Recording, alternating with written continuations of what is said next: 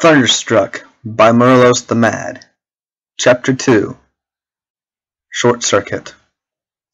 Stephanie hummed contentedly in her sleep. Her dream was pleasant, more so than normal. There was a cute guy in it that was nice and witty, and not overly muscly or too skinny either. He was being awfully forward, which was a bit strange.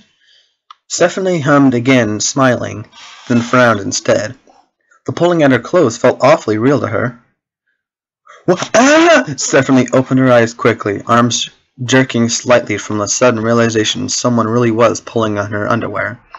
She pushed back at that someone in the darkness, the unmistakable feeling of the elastic band being released and striking her side with a good thwack made her yelp. She scurried backwards on the couch as fast as lightning to the other side, fists raised against the home invader. What do you... Oh, geez, sweetie. Stephanie recognized immediately what had happened from the bang of metal on the wood floor. Sweetie Belle had tumbled sideways and slid slowly onto the ground from the couch. After a quick look around the room, Stephanie held a hand up to her chest and exhaled the panicked breath she had been holding. Oh, thank goodness. You scared me, sweetie. Hey, are you all right? Swallowing hard, she leaned over the couch and peered down at Sweetie. Are you all, status? She asked, with just a twinge of worry. The bot's eyes slowly blinked up at her. Systems normal. Cheris normal. Power 1.1%. Sweetie's voice, when reporting, was similar to her roots from an old web series. Stephanie let out a sigh of relief. She knew her bot was tough, but she cared for the little machine as much as any of her real animals, or family for that matter. Actually, my family is full of jerks, now that I think about it. Whether tired or not, she would probably decide who cared for Sweetie a little more. Whether tired or not, she would probably decide she cared for Sweetie a little more. Sweetie's normal voice kicked back in.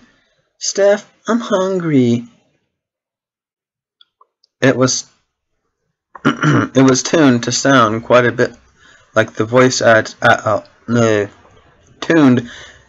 was tuned to sound quite a bit like the voice actress that had played as the original Sweetie Belle from the TV show the character originated from. I'm bored too. The bot pulled its legs beneath it, then rolled up in a sitting position and stared at its creator. Is it that time of the week already? Stephanie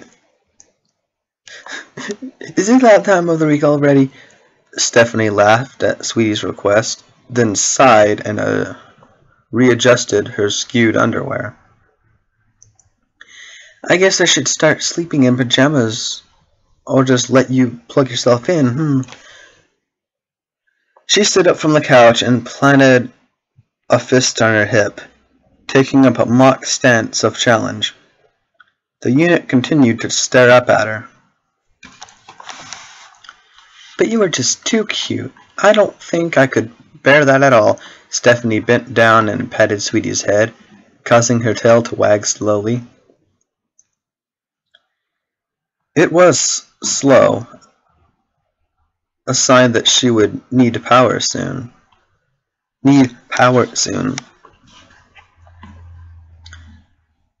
Alright, let's go, you. Upsy-daisy. Stephanie picked up Sweetie, chuckling slightly at her friend. At least she laughed until she got her arms underneath her. she oofed instead. Then Sweetie was a good 40 or so pounds of metal and plastic. You need to go on a diet, you. Luckily, Stephanie only had to carry her little friend across the hallway to where Sweetie's power station sat in her own little room. It was just a walk-in closet, really, but maybe Stephanie was weird for decorating it like an actual bedroom. But that really didn't register to her unless she had guests that made an odd comment over it. Stephanie flicked on the light switch to the little room with one hand, then quickly laid her little bot in its charging cradle. Now on the floor, Sweetie Belle suddenly began counting down in the robotic, modulated tone she used for a few base functions, or probably for the rare guest that might get the reference. Low power mode entering in 5, 4, 3, battery charging. There was a pause, then Sweetie looked up at Stephanie and smiled. Yay! Thanks, Steph! Her eyes shut.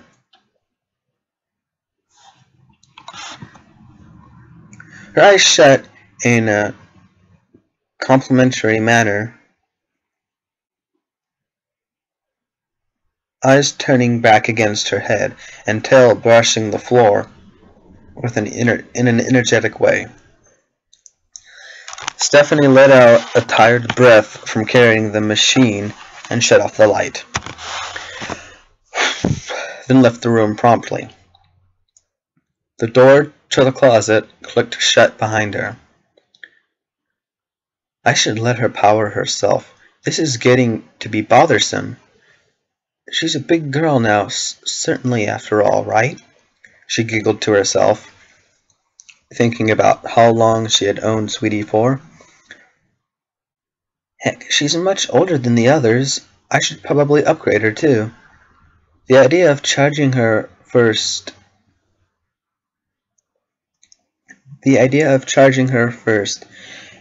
and favorite little creation. Her first and favorite little creation wasn't a very exciting and ticking one. I guess it's exciting. Exciting one. Over the years, she had made Sweetie sturdier, tougher, more flexible and dynamic, but the idea of charging the way she acted didn't seem right.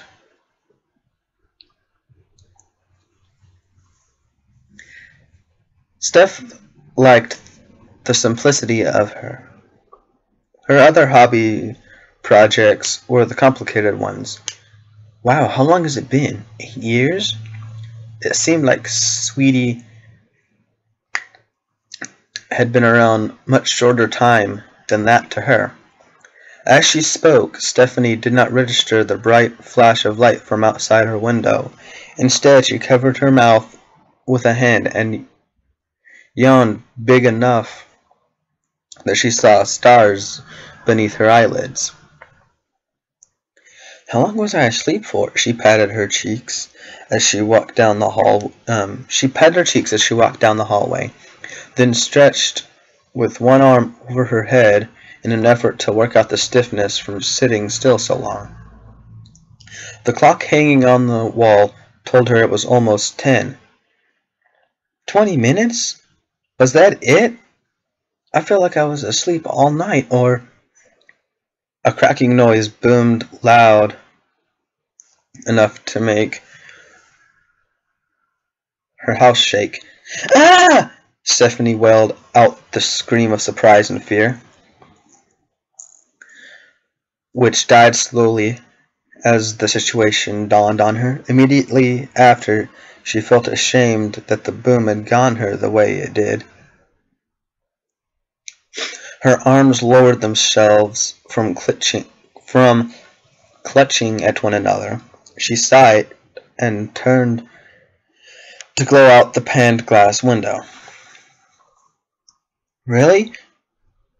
Really? Stephanie yelled, adjusting the rude weather, as if it could answer her back.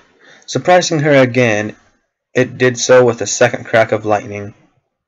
Her only response was another glare directed at the window.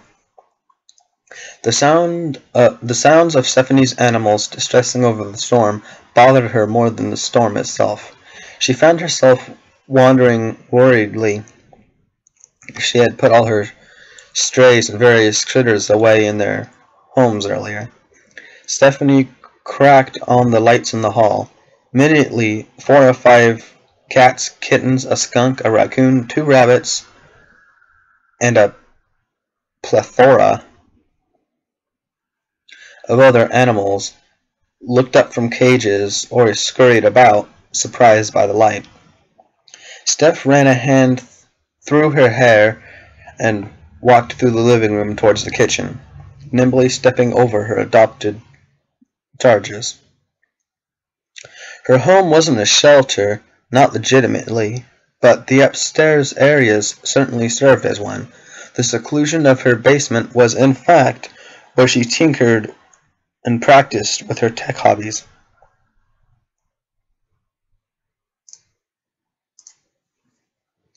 "Hey, GLaDOS, make some toast, would you?"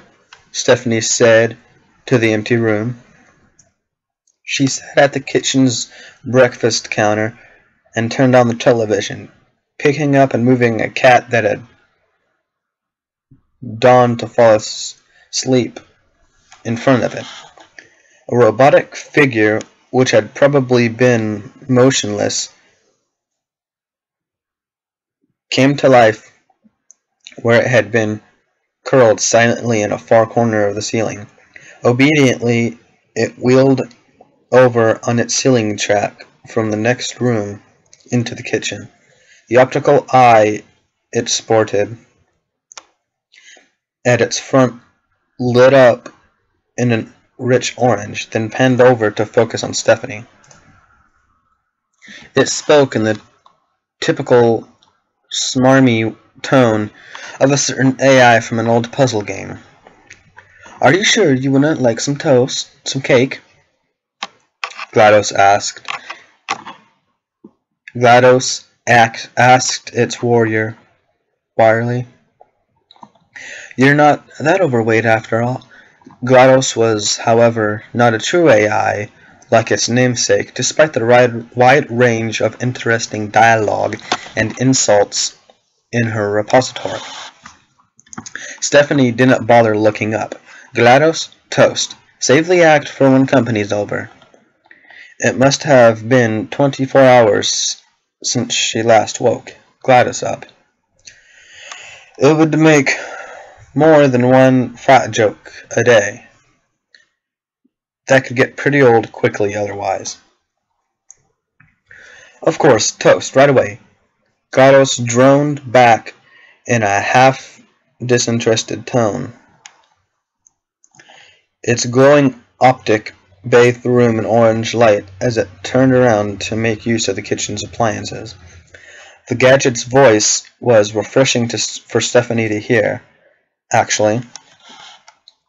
Something about the way her creations acted always picked up her mood. It probably had a lot to do with the fact that they were icons of her youth. Stephanie's eyes drifted over to the birthday cake that really was in the room. It was sitting on top of the counter, left out and half eaten from the get-together she had a week ago. "Can't believe I'm 26 already." She shut her eyes for a moment and thought on that, and tried not to think on that. She tried just listening to the rain beating against the windows and the wind pushing the branches of trees against her house's siding. The loud clatter of a ceramic plate in front of Stephanie made her jump. "GLaDOS!" Stephanie looked up with a glare from the plate spinning to a stop, and up at the machine wheeling across the ceiling away from her. What exactly was that for, huh? The moody-sounding contraption turned around again. The weather report had posted a severe storm warning, Stephanie. I placed the plate before you under acceptable parameters in order to expedite my shutdown. It would be ill-advised for me to remain active. Of course, you're usually full of bright ideas, so maybe I should. Stephanie rolled her eyes while GLaDOS spoke. GLaDOS, switch to solitary power mode, then go offline. The robotic head bounced up, then down once, in a mockery of a nod. Oh, all right then. GLaDOS wasn't true artificial intelligence, just clever programming and an advanced voice synthesizer. She had taken Stephanie 5 years to build and perfect, however. Stephanie looked up at the machine for a moment, wondering if she was forgetting anything else. Oh, something caught Stephanie's eye and distracted her from trying to think of something. She smirked and turned the volume of the television louder. Awesome! A New Hope is on! Stephanie grinned and leaned in closer toward the television. The intro of the ironic episode 4 of the franchise was only 5 minutes in. Nothing beats this, although I didn't mind the new ones Disney made. Then again, anything's better than Jar Jar. The memory made her shudder. Without warning, the television chose that moment to flicker several times and shut off, as did the lights and everything else in the room. Stephanie sighed, the darkness pervading the room completely. Great. Another second later, after her exasperation was shattered by an unexpected earth-shaking boom that shook and rattled her home, she thought she heard something shadow somewhere, as well as the scurry of dozens of little feet scattering across the floor and furniture. It seemed reasonable to her that there was about a 50-50 chance the thunder had been one to break something. Despite half standing out of her seat, she managed not to scream again. Once calmed down, Steph muttered, "Just what my home needs."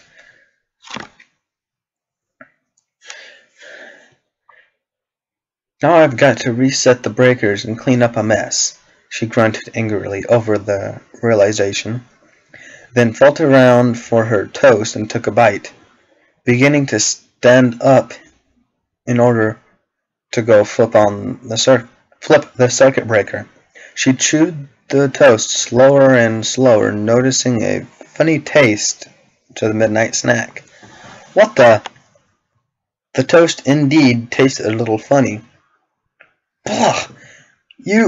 Icing? Who puts icing on toast, GLaDOS? Unit Sweetie watched the door to its power station swing closed behind Creator. It continued with its tail-wagging subroutine for approximately 5 more seconds, in case Creator returned. The action was another mystery to Sweetie Belle. There was much its logic matrix could not understand. Creator took pleasure in thinking of it as cute. But what was cute? Why was it important? The processors refiled the question away, as unable to come up with an answer as it had ever been. Instead, it idled and paid close attention to its system as the slow stream of power gently working its way to recharging its batteries back to full. It would take approximately 10 hours, rounded, rounded generously. The logic matrix in Unit Sweetie observed the secondary computer's offline status. Without it, certain control functions were offline, as well as many secondary safety net programs. It would take 3.2 seconds to bring the secondary computer and its warning systems online, but Unit Sweetie decided to leave it off until charging was complete. Activating it while stationary wasn't logical. Nothing could happen while stationary. Unit Sweetie's ears rotated, sounding softly. It was a purely aesthetic function. Its ears didn't need to move to hear any better. The sound of thunder crashing outside the door and Creator yelling in fear were plain either way. It waited for another yell, in which case it could be authorized to render assistance. None came. Unit Sweetie relaxed its motors and eased back into its power cradle once again, listening, waiting. The sound of GLaDOS, another automaton that resided in the house, came through the door. GLaDOS was almost as confusing as Creator. It seemed to be communicating with Creator, or perhaps GLaDOS was she. Or perhaps GLaDOS was she? Until Unit Sweetie wasn't very good at assigning pronouns. That and GLaDOS was irritatingly only designated as GLaDOS. Their dialogue was difficult to make out. Both of their voices were gargled by sound pollution from the rainstorm being placed outside. The logic matrix multitasked constantly while taking note of these small things as it always did. The way it was programmed dictated that learning and remaining busy were important. It studied the wall idly with its optics, continued to calculate the true extent of pi, and at the moment was deciding whether or not to force a disconnect from the power station. There was that storm to consider after all. Still, doing so sounded logical. Creator Stephanie had hooked it up and left. If Unit Sweetie disconnected, it would be dictated to seek a reconnection in its current power state. It was, however, situationally dictated to seek self-preservation. The secondary processor would have forced a disconnection, but it was offline because Unit Sweetie had already determined that its being online wasn't necessary at the moment. After much deliberation, the 12.3% change in its electrical surge occurring, which would maybe damage Unit Sweetie was determined to be within acceptable risk levels. Secondary processor could remain offline. Unit Sweetie began to close its eyes, deciding finally to maximize the charging rate of its energy cells.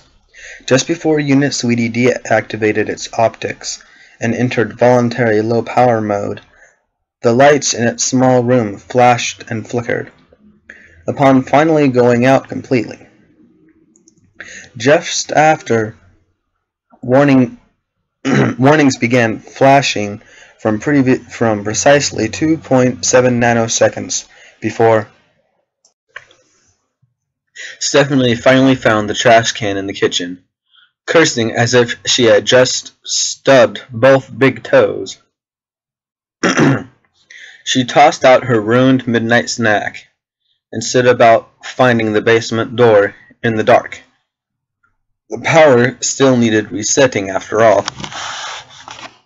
Meanwhile, there were half a dozen small furry animals running around the house at the same time, and they were proving to be an even bigger obstacle than usual. "I gotta get you guys homes, you know that?" Stephanie groaned, and after stumbling across the floor, guided herself with the wall, finally closed her hand around the basement door's knob. The sounds and squawks of animals answering her followed her down the stairs as she quickly closed the door behind herself. Hopefully it would keep any of them from following. Carefully she began walking downstairs, one step at a time. Stephanie paused about midway down the stairs. "Hal? Are you there? Come on, turn on the lights." There wasn't an answer. "Alright, I know you have your own power. Playing dead won't work." A series of small glowing bars partially lit the basement in a blue glow. It was you that programmed me to be coy, wasn't it, Stephanie? Hal's own orb of red light glowed to life at the crest of the staircase, staring at her. Steph began walking downstairs quickly now that she could see. "I programmed you, yes. But if you keep taking advantage of the Cleverbots file for conversation, then I'll unprogram you just as fast." Hal chuckled. His robotic tone echoed slightly in the basement. He was programmed to trade witty banters. It wasn't real, though. "I see. I'll tread lightly then, Stephanie. Is something wrong?" Stephanie spotted the circuit breaker on the far wall, opposite from the staircase. Between her and it were numerous workbenches, circuit testers, and a collection of tools she had acquired or gathered over the years. "No, nothing's wrong." "Why would anything be wrong?" Her voice held a hint of sarcasm and heat. Another of Hal's eyes in her lab lit up. "I usually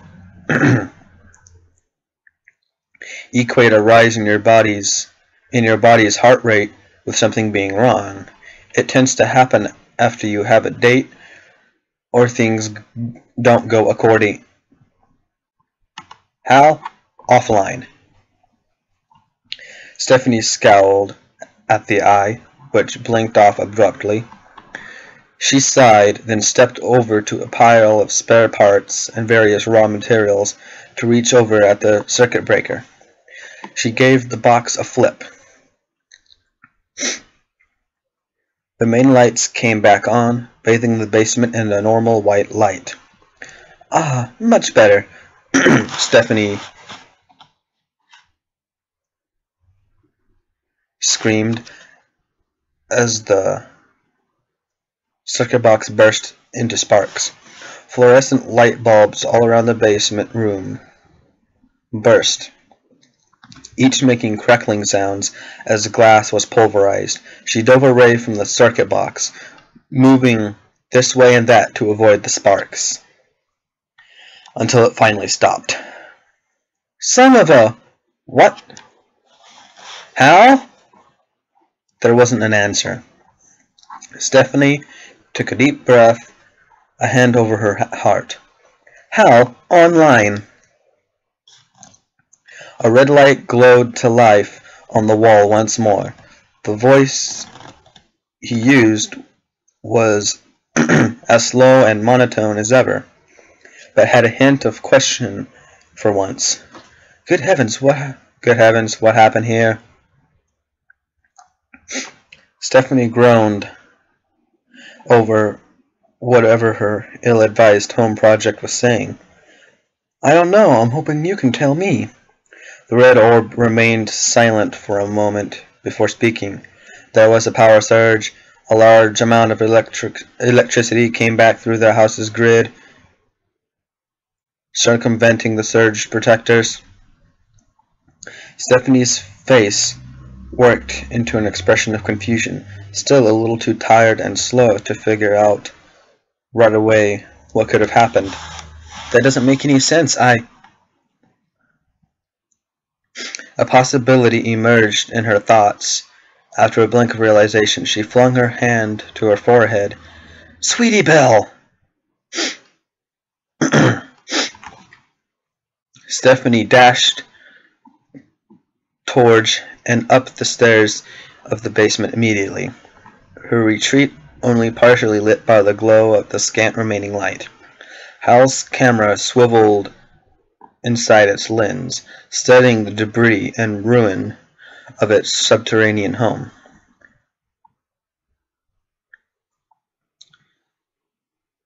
I'll just stay here and clean this up then. It asked no one. The computer's logic center evaluated that if it could feel exasperation, it would be right then.